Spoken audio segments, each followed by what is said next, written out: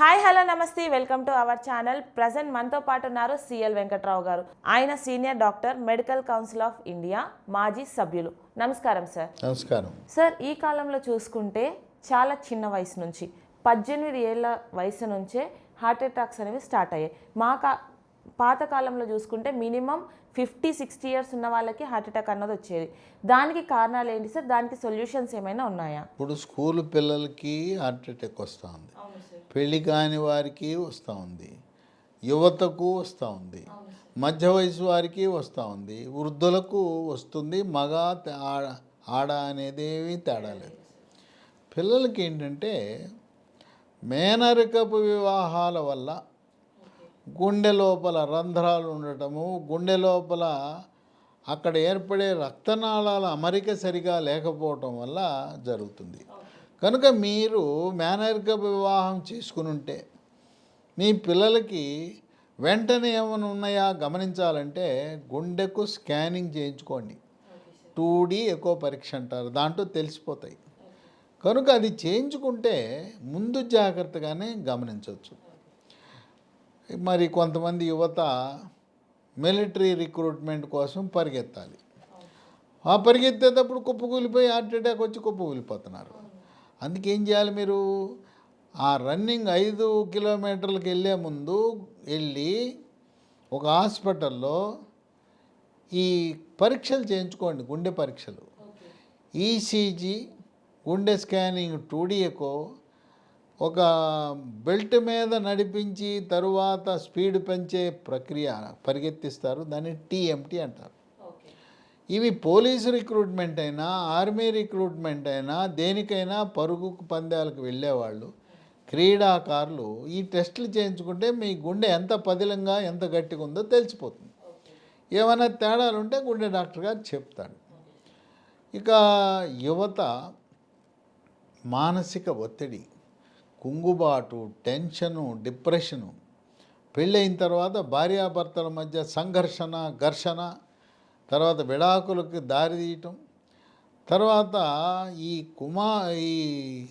కుర్రవాడి కుటుంబంపై అమ్మాయి వెళ్ళిపోయి నన్ను వేధింపులకు గురి చేస్తున్నారని చెప్పి పోలీస్ స్టేషన్ చుట్టూ తిప్పటము, కోర్టుల చుట్టూ తిప్పటము, ఈ రకమైన మానసిక ఒత్తిడి గురై వాళ్ళు కూడా ఇప్పుడు ఈ గుండె కండరాలకు రక్తము సరఫరా చేసే కరోనరీ ధమనులు చాలా చిన్నగా ఉంటాయి. అత్తిపత్తి తెలుసు కదా, టచ్ మీ నాట్ మొక్క అంటాం, దాన్ని అంటుకుంటే టక్కన ముడుచుకుపోతుంది. యువతలో ఆ రక్తనాళాలు టచ్ మీ నాట్ లాగా ముడుచుకుపోతాయి. ఈ టెన్షన్కి, డిప్రెషన్కి, ఈ యొక్క మానసిక ఒత్తిడికి అట్లా ముడుచుకుపోయి హార్ట్ అటాక్ వస్తుంది. కనుక కొంతవరకు ఈ మానసిక ఒత్తిడిని అధిగమించడానికి యోగా, ప్రాణాయామము, ధ్యానము, వ్యాయామం చేయొచ్చు. ఇక అసలు ఈ హార్ట్ అటాక్లు రావడానికి ప్రధాన కారణం ఈ విలన్ లాంటిది చెడు cholesterol, bad cholesterol, LDL cholesterol. దీన్ని మనం నియంత్రిస్తే హార్ట్ అటాక్ను కూడా నియంత్రించవచ్చు. ఇది తమ్ముడైతే అన్న ఒకటి ఉంది, అది హెచ్డిఎల్ కొలెస్ట్రాల్, గుడ్ కొలెస్ట్రాల్, మంచి కొలెస్ట్రాల్. తమ్ముడేమో హార్ట్ అటాక్ను తెప్పించడానికి ప్రయత్నం చేస్తుంటే అన్న మంచి కొలెస్ట్రాల్, గుడ్ కొలెస్ట్రాల్, గుండెను కాపాడాలనే తపన పడుతూ ఉంటుంది. ఈ గుడ్ కొలెస్ట్రాల్ ఏమో మనకు ఉపయోగపడుతూ ఉంది, బ్యాడ్ కొలెస్ట్రాల్ ఏమో హార్ట్ అటాక్ వచ్చేలా చేస్తుంది. ఈ బ్యాడ్ కొలెస్ట్రాల్ ఏం చేస్తుందంటే ఉన్నదానికంటే, అవసరమైన దానికంటే ఎక్కువ ఉంటే గుండె కండరాలకు రక్తము సరఫరా చేసే కరోనరీ ధమనిలో వెన్నపూస పేరుకుపోయినట్టు రక్తనాళం మీద పేరుకుపోతుంది. పేరుకుపోయిన తర్వాత అక్కడ రక్తం ప్రవహిస్తుంటే ప్లేట్లెట్ కణాలు ఉంటాయి రక్తంలో, అవి వచ్చి వెన్నపూస లాంటి చెడు కొలెస్ట్రాల్ మీద కూర్చుంటాయి. మా సోదరులు, మా వాళ్ళు ప్లేట్లెట్ వెళ్ళారని చెప్పి రక్తంలో ఉండే తెల్ల కణాలు, ఎర్ర కణాలు కూడా ప్లేట్లెట్ చూసి అయ్యొచ్చి కూర్చుంటాయి. తెల్ల కణాలు, ఎర్ర కణాలు, ప్లేట్లెట్ కలిసి ఒక రక్తం గడ్డగట్టేస్తుంది. అప్పుడేమవుతుంది? కరోనరీ ధమని పూర్తిగా కానీ పాక్షికంగా కానీ మూసుకుపోతుంది. ఎప్పుడైతే గుండె కండరాలకు రక్త సరఫరా తగ్గిందో హార్ట్ అటాక్ రూపణ బయటపడుతుంది. కోవిడ్కిను ఏమైనా గుండెపోటుకు సంబంధం ఉందా అంటే, కోవిడ్ ముఖ్యంగా రెండో వేవ్లో కోవిడ్ వచ్చి ఆక్సిజన్ శాతం తగ్గిన వారికి రక్తం చిక్కబడి ఉంటుంది. వాళ్ళకి హార్ట్ అటాక్ వచ్చే అవకాశం ఎక్కువగా ఉంటుంది. ఇంకా కొంతమందికి అనుమానాలు ఉన్నాయి. కోవిడ్ టీకా వేసుకుంటే ఏమైనా హార్ట్ అటాక్ రావచ్చా అని అనుమానం ఉంది. కోవిడ్ టీకాలకు హార్ట్ అటాక్ ఎటువంటి సంబంధం లేదని ప్రపంచ ఆరోగ్య సంస్థ ఖరాఖండిగా పరిశోధన ద్వారా నిర్ధారణ చేసి ప్రకటించడం జరిగింది. కోవిడ్ జబ్బు వల్ల హార్ట్ అటాక్ వస్తుంది కానీ కోవిడ్ టీకాల వల్ల హార్ట్ అటాక్ రాదుగాక. మరి ఈ చెడు కొలెస్ట్రాల్ దాన్ని ఎలా నియంత్రించాలి అనేది ఈరోజు చాలా క్లిష్టతరమైన సమస్య. అసలు ఈ హార్ట్ అటాక్ లక్షణాలు ఎలా ఉంటాయి? ఛాతీ మీద నొప్పి. ఈ నొప్పి షుగర్ ఉన్న వాళ్ళకి, దీర్ఘకాలికంగా షుగర్ ఉన్న వాళ్ళకి నొప్పి తెలవదు, ఏదో కొంచెం బరువుగా ఉంటుంది. కొంతమందికి హార్ట్ అటాక్ గ్యాస్ ట్రబుల్ని పోలి ఉంటుంది. ఛాతీలో మంట, పొట్టలో మంట ఉండి ఇది గ్యాస్లే అని చెప్పి ఇంట్లో ఏదో గ్యాస్ మందులు, గ్యాస్ గొట్టాలు వేస్తుంటారు. అయితే ఎలా తెలుసుకోవాలంటే, ఈ ఛాతీపై అసౌకర్యంతో పాటు తీవ్రమైన చెమటలు, ఆయాసం. చెమటలు మామూలుగా ఉండవు. చెమటలు, ఆయాసము, ఛాతీపై అసౌకర్యం ఉంటే అది హార్ట్ అటాక్ అని గమనించాలి. వెంటనే అన్ని సదుపాయాలు కలిగిన పెద్ద హాస్పిటల్కి వెళ్ళి చేరిస్తే అక్కడ ఈసీజీ పరీక్ష, కొన్ని రక్త పరీక్షలు చేసి హార్ట్ అటాక్ ఉందని నిర్ధారణ చేస్తే, ఆ నిర్ధారణ అయిన తర్వాత యాంజియోగ్రామ్ అనే పరీక్ష చేస్తారు. పూర్వకాలము యాంజియోగ్రాము తొడ ద్వారా చేసేవారు. యాంజియోగ్రామ్ పరీక్ష అయిన తర్వాత కాలు కదపొద్దు, కాలు మీద ఈ గజ్జల్లో ఒక ఇసుక మూట పెట్టేవారు. ఇప్పుడు అవన్నీ పోయినాయి, కాలం చెల్లిన విధానం. గజ్జల్లో గుచ్చవలసిన అవసరం లేదు. చేతి మణికట్టు ద్వారానే కరోనరీ యాంజియోగ్రామ్ చేస్తున్నారు. చేసి ఒకవేళ ఏదైనా కరోనరీ ధమనులలో అడ్డంకి ఉంటే దాన్ని తొలగించి, శుభ్రపరిచి, వెడల్పు చేసి, బెలూన్ ఉపయోగించి సన్నటి పైపు తొడిగేస్తున్నారు. దాన్నే స్టెంట్ అంటారు. అంటే రోగ నిర్ధారణ చేసేటప్పుడే చికిత్స కూడా స్టెంట్ రూపాన జరిగిపోతుంది. ఈ యాంజియోగ్రాము, స్టెంట్లు, లేకపోతే అవసరమైతే తరువాత ఆపరేషన్లు ఇవన్నీ కూడా ఆంధ్రప్రదేశ్ రాష్ట్రంలో ఎన్టీఆర్ వైద్య సేవ కింద, తెలంగాణలో ఆరోగ్యశ్రీ కింద ఉచితంగా తెల్ల కార్డు ఉన్న వాళ్ళందరికీ చేస్తున్నారు. ఈ రోజున ఈ స్టెంట్లు, ఈ ఆధునిక వైద్య విధానం వల్ల బైపాస్ ఆపరేషన్లు చేయవలసిన అవసరం తగ్గిపోయింది. ఆపరేషన్ లేకుండా పూర్వము ఒకటైతే స్టెంటు, రెండైతే ఆపరేషన్ అనేవారు. ఇప్పుడు అవసరంలా ఒక నాళము, 2 నాళం, 3, 5, 6 కూడా 5-6 స్టెంట్లు కూడా గుండెలో వేసి ఆపరేషన్ లేకుండా చేయగలుగుతున్నారు. తర్వాత ఈ ముందు జాగ్రత్తగానే పసిగట్టాలంటే ప్రతి ఒక్కరూ సంవత్సరానికి ఒకసారి మాస్టర్ హెల్త్ చెకప్ చేయించుకుంటూ ECG, 2D echo, TMT test చేయించి, టీఎంటీ అనే టెస్ట్ పాజిటివ్ వస్తే కాలయాపన చేయకుండా కరోనరీ యాంజియోగ్రామ్ చేయించుకోండి. కొంతమంది డాక్టర్లు మధ్యస్థంగా సిటీ యాంజియోగ్రామ్ అని చేస్తారు. అది అవసరం లేదు. సులభతరమైన కరోనరీ యాంజియోగ్రామ్ మణికట్టు ద్వారా చేస్తే 3 గంటలు నార్మల్ ఉంటే 3 గంటలు ఇంటికి పంపిస్తారు. ఎవరైనా డాక్టర్ పాపం నేర్చుకోకపోతే పూర్వం అదే చేసేవారు. గుండె డాక్టర్లకు ఇప్పుడంతా శిక్షణ మణికట్టు ద్వారా చేస్తున్నారు. మణికట్టు ద్వారా కాకుండా ఈ గజ్జల్లో కూర్చుతానంటే దండం పెట్టేసి ఎవరైతే ఏ గుండె డాక్టర్ అయితే చేతి మణికట్టు ద్వారా చేయగలడో ఆయన దగ్గరికి వెళ్ళండి. పాతకాలం డాక్టర్లు ఇంకా ఎవరైనా గుచ్చుతానంటారేమో, అవి వద్దు మనకి. కనుక ఈ రకంగా ఈ హార్ట్ అటాక్కి అసలు కారణం చెడు కొలెస్ట్రాల్.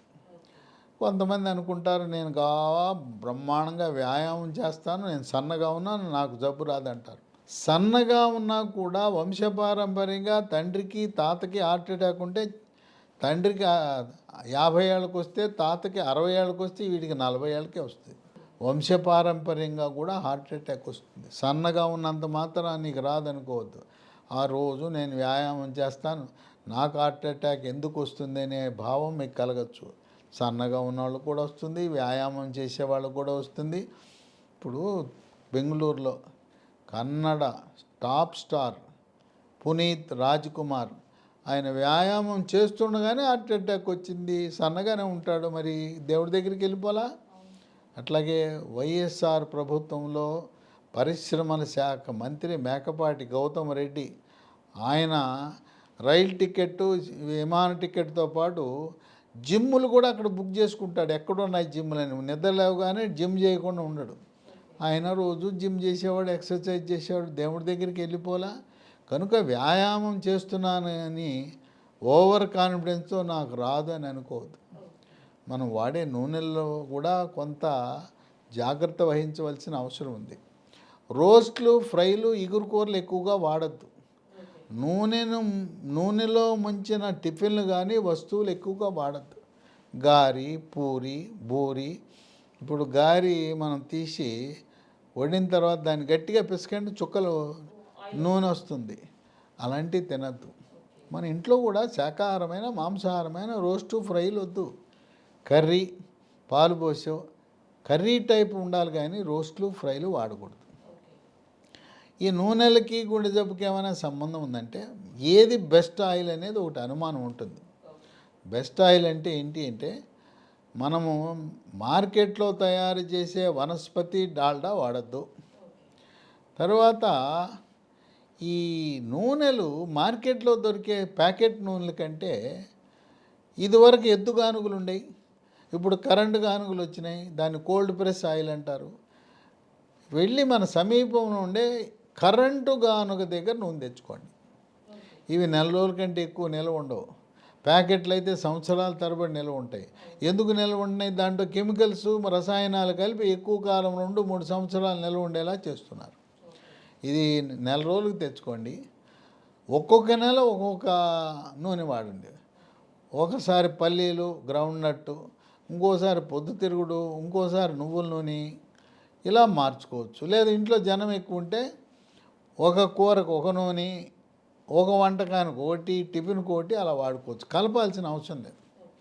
కొంచెం డబ్బులు బాగానే ఉన్నాయి, ఆర్థిక పరిస్థితి బాగుంటే భూగోళం మీద బెస్ట్ ఆయిల్ అంటే అది ఆలివ్ నూనె. ఆలివ్ నూనె కూడా దాంట్లో ఎక్స్ట్రా వర్జిన్ ఆలివ్ నూనె 1 లీటర్ కిలో 1000 రూపాయలు ఉంటుంది. అమెజాన్లో ఆర్డర్ పెట్టుకోవచ్చు. ప్రపంచంలో ఉండే ధనిక వర్గాలు, గల్ఫ్ దేశాలు, పాశ్చాత్య దేశాలు, అమెరికా వాళ్ళంతా ఆలివ్ నూనె వాడతారు. కేరళ రాష్ట్రంలో కొబ్బరి నూనెతో వంటలు వండుకుంటారు. కొబ్బరి నూనె కూడా మంచిదే వంటలకి. ఈ విధంగా ఆయిల్స్ విషయంలో మనం జాగ్రత్త తీసుకోవాలి. ఈ చెడు కొలెస్ట్రాల్ని నియంత్రించడానికి గుండె డాక్టర్లు అటర్వాస్టాటిన్ అని, రోజువాస్టాటిన్ అని మందులు వాడుతున్నారు. అసలు ఈ పని చేస్తాయా లేదని అమెరికాలో వివాదం నడుస్తూ ఉంది. కొంతమంది డాక్టర్లు ఇది వేస్ట్, ఏమి లేదు, ఊరికే కేవలం ఫార్మా కంపెనీలను బతికించడానికి ఫార్మా మాఫియా, మెడికల్ మాఫియా అని నిందించే వాళ్ళు కూడా ఉన్నారు.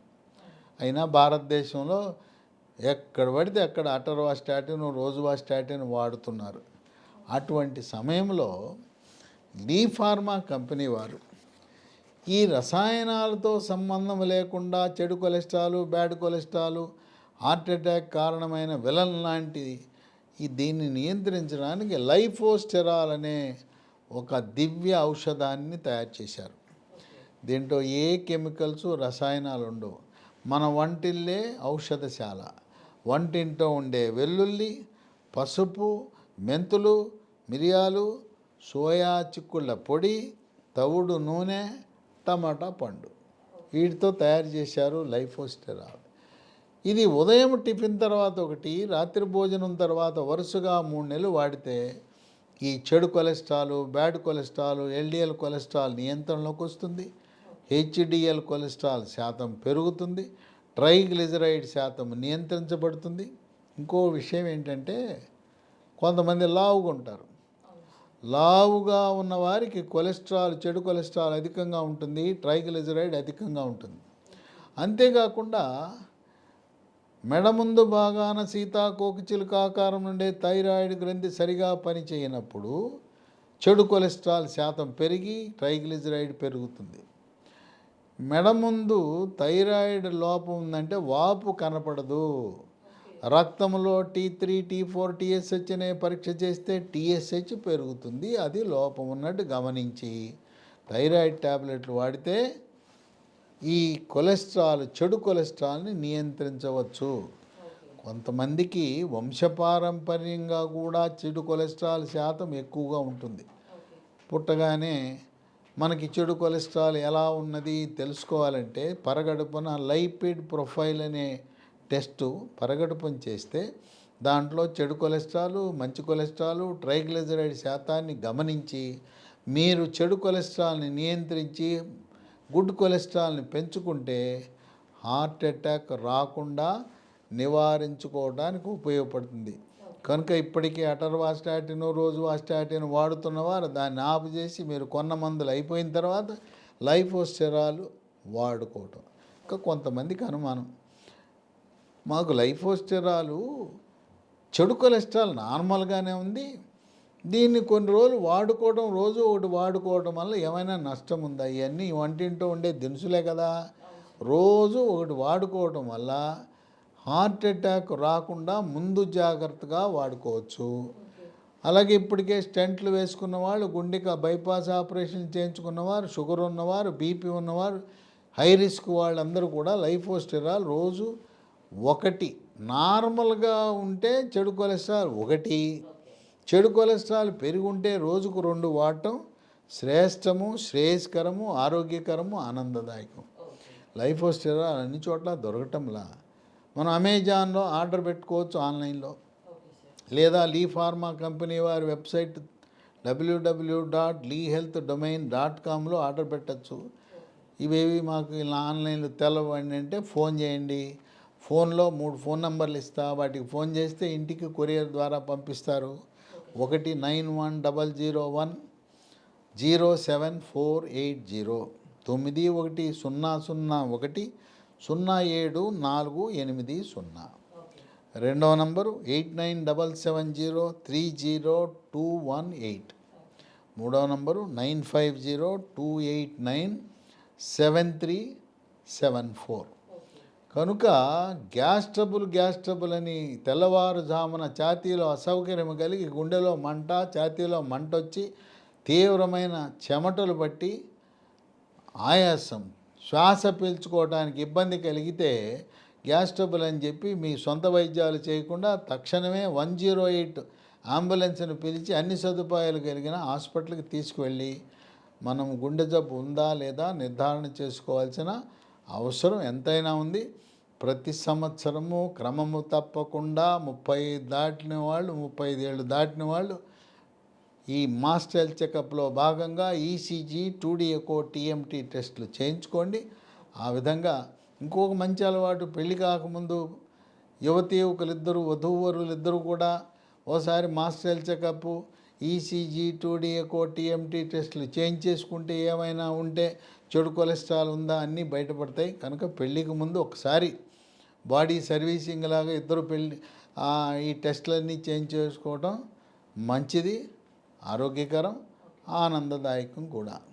సో చూసారు కదా వ్యూవర్స్, ఈ వీడియో హార్ట్ అటాక్కి సంబంధించిన ప్రాబ్లమ్స్ మీకు ఏమైనా ఉంటే ఈ వీడియోని చూసి మీరు ఈ ప్రోడక్ట్ని ఆర్డర్ చేసుకోవచ్చు. ప్రోడక్ట్ చేసుకునే పద్ధతి కింద స్క్రోల్ అవుతున్న నెంబర్స్కి కానీ డిస్క్రిప్షన్లో ఉన్న నెంబర్స్కి కానీ ఆర్డర్ చేసుకోవచ్చు.